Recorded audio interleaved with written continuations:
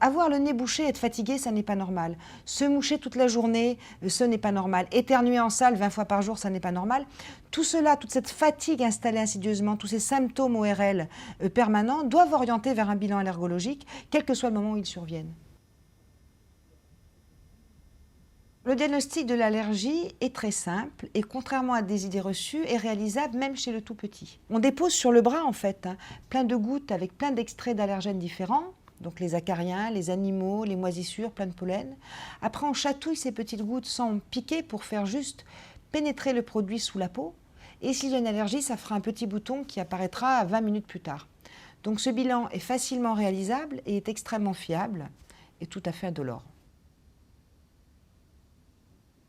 Si l'allergie est confirmée, eh bien la première étape va être d'essayer de mettre en place, quand c'est possible, des mesures qui vont limiter le contact de la personne allergique avec l'allergène auquel elle est allergique.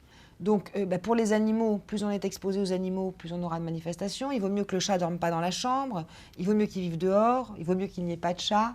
Ça, c'est des degrés qu'on va négocier avec les patients en fonction de leur gène et de leur lien à leur animal. La deuxième étape après l'éviction, si les symptômes persistent en cas d'acariens ou d'animaux, ou si on ne peut pas éviter les allergènes en cas de pollen, on va instaurer des traitements médicamenteux. Et après peut se poser la question, en fonction du traitement symptomatique nécessaire, du degré de gêne, du type d'allergie, d'instaurer une désensibilisation sublinguale qui, elle, a pour objectif de traiter l'allergie à son origine, donc d'éviter finalement l'apparition d'une inflammation de la muqueuse nasale et respiratoire d'un point de vue global.